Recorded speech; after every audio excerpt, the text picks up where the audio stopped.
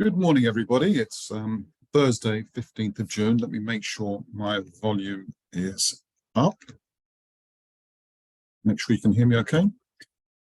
Right, good. So let's just wait for a few people to join us. I think we've got a few people already joining us. So current market analysis, Thursday, 15th of June, 2023. My name's Anil, for those of you who haven't seen these before. Those of you who come here regularly, welcome back. You can have a look at this at your own time. Been trading a long time, trade futures, bonds, commodities, FX, do training, do education, and also trade. Please take a moment to read the disclaimer. We know that trading is risky and that you should not invest capital that you can't afford to lose. So just make sure you know what you're doing before you start. So obviously we've had a couple of good news days in the last 2 days, and we got some more news coming up. So I'm going to start by focusing on upcoming events, how yesterday's news and Tuesday's news have affected different currencies, etc. And then we'll have a quick run through the free ZenFinex tools, which might aid you in helping you understand the markets a little bit better. And just take a note of this URL. That's where the free tools can be accessed. I'll come back to that a bit later on, but let's go straight to news first. Right, make sure that you can see this. Yep. Okay, cool. So this is one of the tools that we use at ZenFinex Plus, free access. So here's the URL just in case you can't see it. It's just register. And you'll get access to all these different tools. I'm just going to focus on the news part today because obviously they're quite useful. So today is June the 15th. Let's just have a look at how FOMC affected currencies. So we're looking back in time to yesterday, and we're really just seeing how the federal rate decision impacted news. Obviously, those of you who follow these things will know that there was no increase, it was held. And we'll look at how the press conference half an hour later affected price as well. And the way that we do that is that we can use quite a nice feature on here, which can look at the impact of news. So this is looking at yesterday's news. It tells you the impact on the British pound. So this chart is a 5-minute chart of the British pound and what happened immediately after the news was announced at 7 o'clock. And we can see here the price gapped down, found a level at around sort of 26.30 and then started to recover. We'll have a look at a bit later on how that impact followed through, but certainly 15 minutes afterwards, there was a drop. If I now look a little bit further and look at what the impact was 4 hours later, you can see that after the initial drop, came back to almost where it started, and then kind of went sideways, for at least 4 hours after that. Again, we'll look at the British pound. Let's just see what it did to the euro. And this is quite a nice tool because you can go back in time and see how the news, which was the same as forecast and what impact that had. Very similar, big drop, retrace, and then really went sideways, 4 hours after that. And that's the euro dollar. Let's now have a look at see how the Fed conference impacted the markets, or the euro dollar in this case, after that. So this is obviously at 7 o'clock when the news was announced, and 7:30 was when the minutes and new press conference was going on. Bit of volatility, but again, it settled down mainly because this price had really been factored in because there was no new surprise. There was potential for prices or for the interest rate to go up, but actually it didn't. And while I'm highlighting this tool, it's actually worth looking back, and I'm going to use the just bear with me for a second. I'm going to use the FOMC because we all know, or we should know, that there are 2 or 3 big market moving announcements, and the Fed rate decision is obviously one of them. But I just want to highlight an interesting tool that's on here where we can go back. So this is dated 14th of June, which was yesterday. It showed the impact 4 hours after the impact on the euro dollar, 4 hours after the announcement. But what we're able to do is to go back in time and say, what was the impact last time? So the impact last time was as forecast, had a spike up, and then sort of continued its move up. And then if I go to March's announcement, no increase. Sorry, there was an increase from 4.75 to 5, and that made the market move. Let me just double check I was correct. Actually, I have to go back. It was previous, went up 0.25%, and that's what made or had the impact 4 hours afterwards on the euro dollar. So obviously the increase, although forecast, had an impact. But yesterday's 14th of June, no movement. Forecast was 5.25, and the actual was. So in many ways, it's almost done the opposite as it's done when there has been increases. So you can use this tool to sort of see what impact news items in advance, basically. So what I mean by in advance. So if I look at today, for example, and I'm only going to highlight the. Let's get rid of the 14th. So we just have the 15th. These are the news items that have already happened. We'll have a look at the yen because that's been moving a lot in the last few hours. So we'll have a look at that. And, if I go to this chart here, Bank of Japan, last time it didn't have much impact, but we'll look at the charts in a minute, and the JPY has definitely moved as a result of this combination of numbers, which were announced midnight London time. So if we look at the upcoming events, so we've got quite a bit coming up at 1:30 today. We've got retail sales month on month, year on year. We've got some other initial jobless claims for June, and industrial production, 45 minutes later. So all these are listed as high impacting news. So this afternoon, London time, there's going to be a bit of volatility. So what usually happens, an hour before the volatility picks up, but we'll probably have a quiet morning, except for the JPY, which seems to be moving, as a result of some of the news items that came out. So which is the most important one out of these?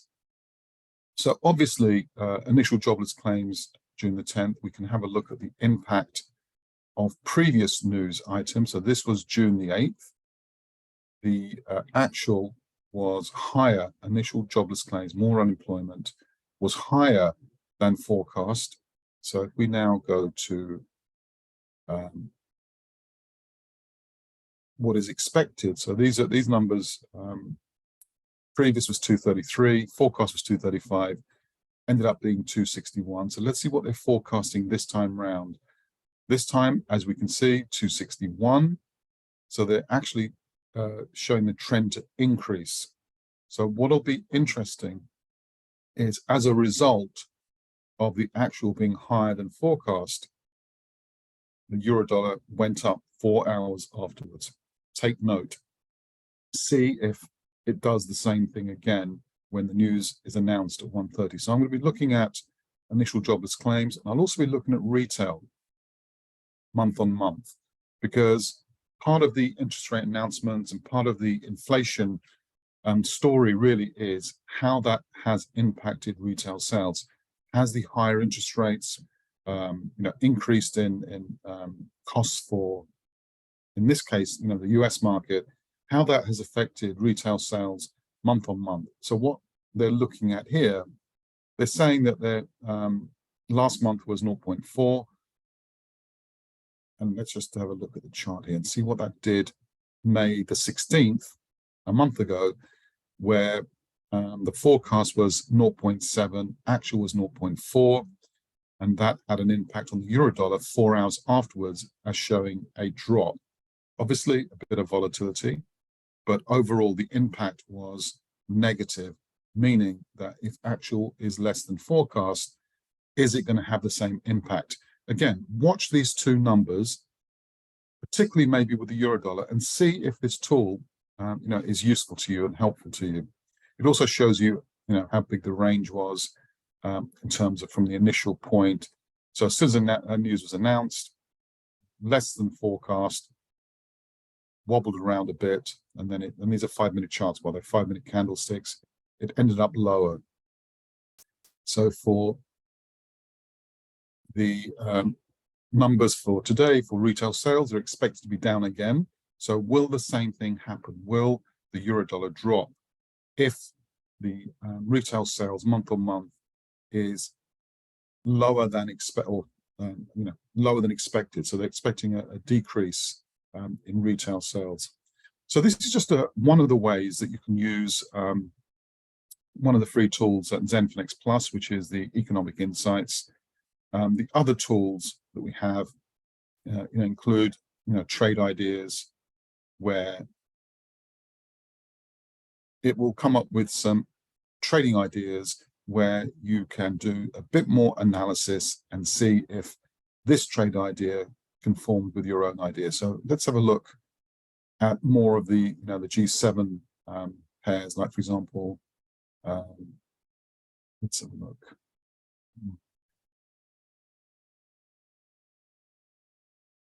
I suppose the nearest one we can really look at, I don't really see any one that I really want to look at, but let's have a look at the Aussie CAD bearish.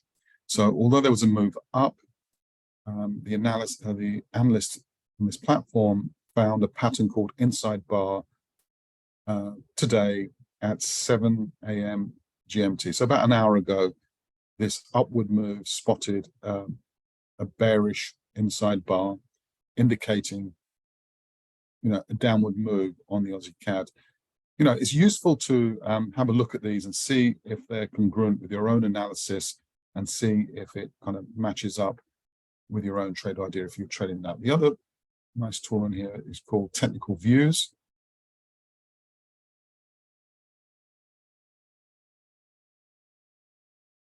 And Technical Views will do the same thing. For example, Aussie dollar, in this case, is offering up a long opportunity. And the great thing about this tool really is that it goes into a little bit of a narrative in terms of long positions above 6780 with targets at 60. So it gives out the targets, it gives out the rationale. They're using some moving averages and some RSI, etc. And again, these are using 30-minute candles or price increments to give their idea. They're saying that the Aussie is likely to go up, and if it goes up, it suggests some targets and extensions. And it's really for you to see if they are congruent with your own analysis. So let's flip over to our own charts and look at, we'll look at the Aussie dollar and we'll look at the yen pairs, because they've been moving. I've been watching them for an hour or so, and they've been moving quite interestingly. And we can see if we can find any trading opportunities there. So let's have a look at charts.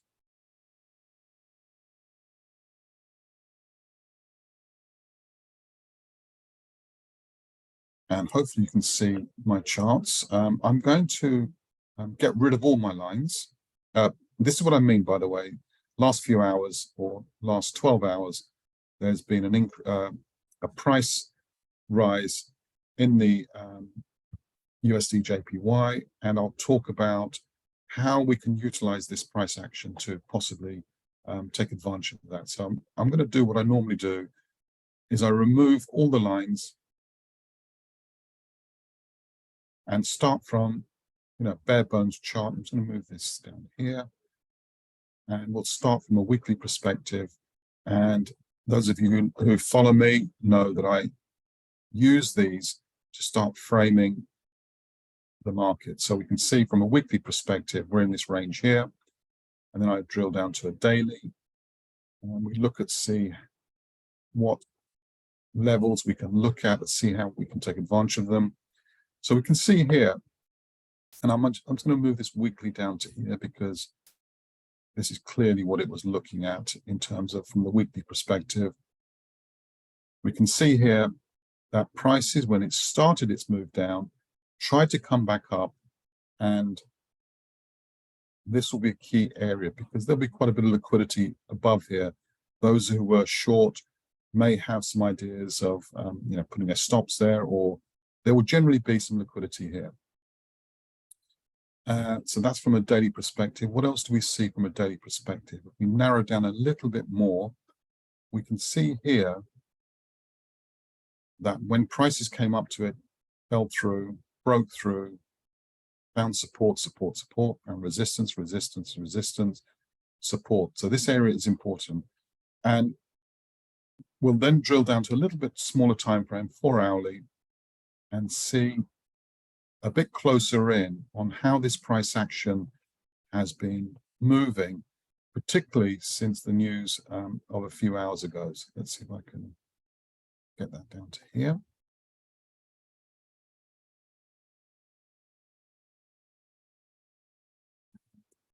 Move that across here.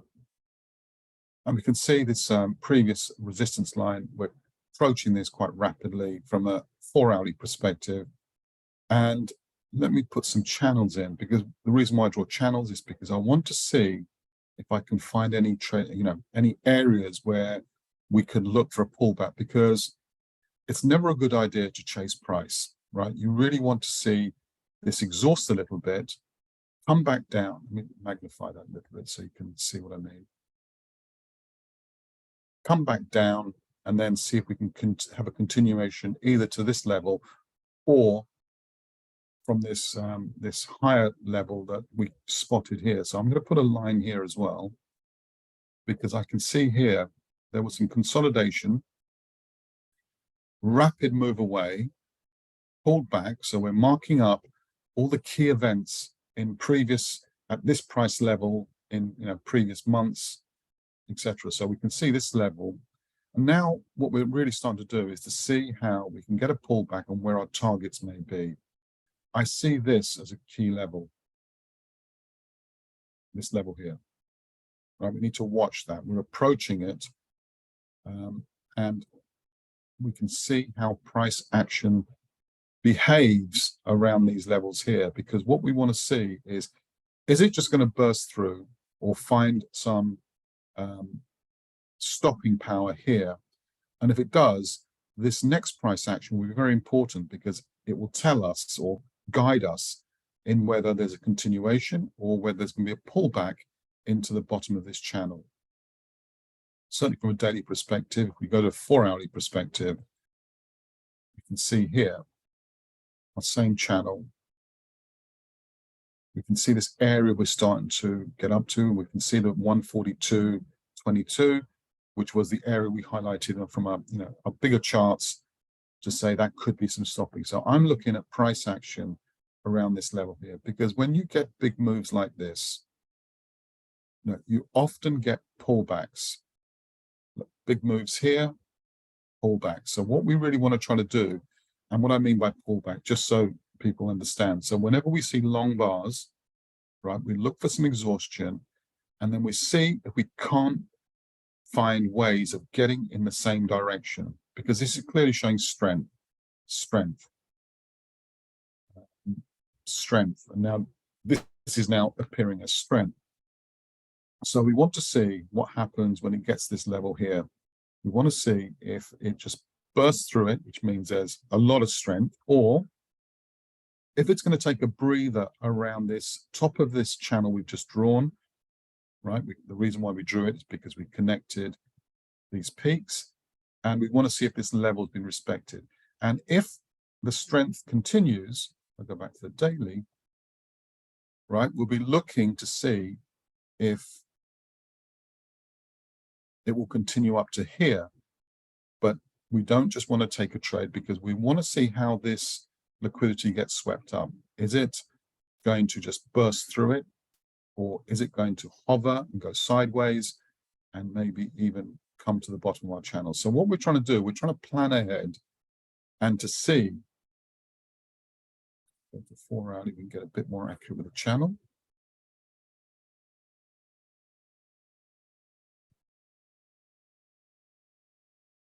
What we want to see is to see how prices, as a, again, I don't chase price, so I want to see how it behaves, comes back, because we can see that there is some consolidation, but it's broken, and we want to see if it will come back and retest this. So if we look at this price action here, came up, couldn't get past this point here.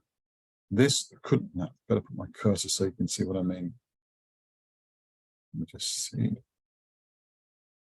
We can see here that prices hit the top of the channel, came down into this consolidation zone and bounced straight up. And this didn't get lower than this point here, and it hasn't got lower since. So we can see here that there's obvious strength, right? There was obvious strength, the fact that this last swing down didn't go below this level here. So that's already giving us some indications of strength. The fact that it's broken up, here's where it'll probably have some stopping power. And then we want to see how price comes back into these levels here. So I'm looking to see for a pullback around this level here, because what I want to see is once it gets to that point, and by the way, it may not come back down to them, it might form a consolidation area here and never come back to here. We'll then shift and see how we can use this level here to get up to the 145.51 or higher. So that's kind of how I'm looking at this, and we'll probably have some stopping power here, because there's a lot of consolidation here. So around here will be another level where it will probably stop. So we've got some way to go, but at least what we're doing, we're forward mapping our plan. We're not just seeing a big candle and saying, right, let me just jump in and see what I can do. Certainly that's not how I trade. Maybe there are others that do that, but and this is another level that we'll keep an eye on, because look, prices came up, came down, hit it, broke it through, came back down, and now it's on its charge there. So this could also be a potential area. And what I mean by potential area is I want to see how price behaves, right? I want to see if it just pings it and continues going up, or comes down to here and pings it going up, because there's clearly strength, and there has been strength for some time, and we want to try to take advantage of that strength, unless some of these lows start getting broken, and then we'll shift our approach. But approach is very much how can we go long, and using price action to get into these particular trades. So that's the JPY, which sparked my attention because of this big move here. Let's have a look at gold. I know people always like to look at gold, so let's do a top-down approach with gold, see where we are. Those of you who watched my previous webinars will know this triple top is extremely important, right? And we want to, from a weekly perspective, frame our ideas. We'll then drop down to daily, and we'll start looking at support and resistance levels, which might impact us. So we can see here with a cursor, prices hit this level, messed around, came back down, found some support here, hit support from a daily perspective, pulled back, but the strength pushed it up, pulled back. Do you remember I was talking about the JPY? Even though we have these strong bars, we don't want to chase them. We want to wait to get a pullback and try to pull trades. And if I go down to a 4-hourly level or 1-hour level, we'll probably see price action that supports that. And let me just go down to 1 hourly. So we can see these large, big shifts, came back down, came back to our support, which was lower down, and then it started its move back up. Sorry, am missing something here? Wait. Just bear with me a second. Yeah, so this is the support level here. This is from the daily perspective. We don't look for to join this move. We want to wait for pullbacks. But now what we want to do is to see, is there strength or weakness? Or is this going to fall through? And try to take some of this area out. What I mean by take it out, revisit it basically. Right? So is this support or is it resistance? If it does, it will come back and probably test these. If this holds and we see positive price action from a 4-hourly perspective, let's go there. We'll start looking to see if we can get some sort of idea of direction. So we're at this level here. For the last 4, 8, 12, all we've seen is weakness. So this looks like it doesn't want to hold. However, none of the bars have actually broken through. So we want to keep an eye and to see if we come and retest this area here. And if it does, and it breaks it, then we are really looking for pullbacks to take it in the downward direction. So that's kind of JPY, which is moving overnight. It's the gold, which a lot of people like to trade. What else did I want to show you? By the way, if there's any questions, please don't hesitate to ask me. I'm here to help. Okay, I'll just do one more pair because I try to keep these between 30 to 40 minutes long. Let's look at the euro dollar and do the same kind of approach, right? We get rid of all our lines. Let's start from a weekly perspective. Let's get rid of everything. Let's start by putting some key levels in, which will start framing our ideas for today. So this is from a weekly perspective. Now we want to go to a daily perspective. And we can see this frame that we're in now, and we're about midway between the top of the range and the bottom of the range. I want to put a line here because this 0, all the 6s have found support. I can probably go up a little bit because what I'm trying to do is I'm trying to get as many points of interaction between this. So then I know that this line is important, because it was important in the past, and we can see here it found support and has bounced off that support here. So we are now looking to see if there are levels for us to continue in the upward direction, because from a longer term perspective, it's been strong. What I mean by that is that this level here, this structural level, hasn't been broken. It came down to it, but didn't want to breach that. So that means there's still more buyers than sellers. And although it hit its head on 1.1053 approximately, it came back down, and this low, oops, let me get rid of that line.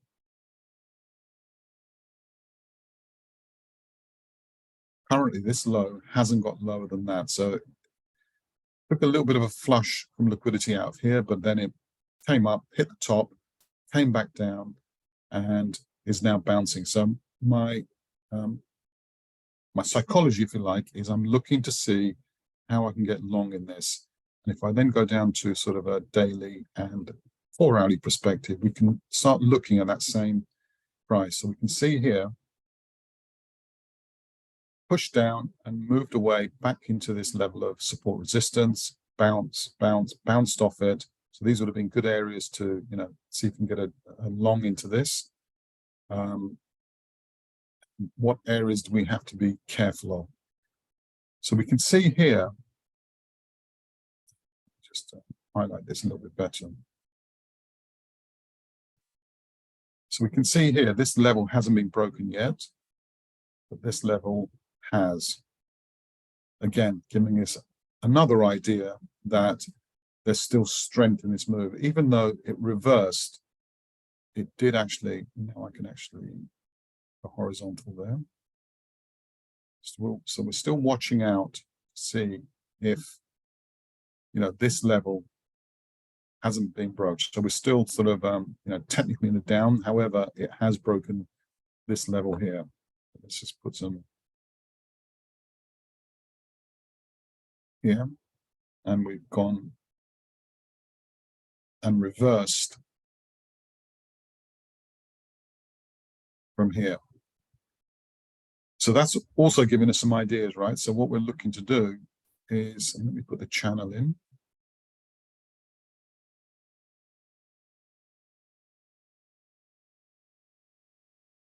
And we can see here still, right, these levels haven't been broken.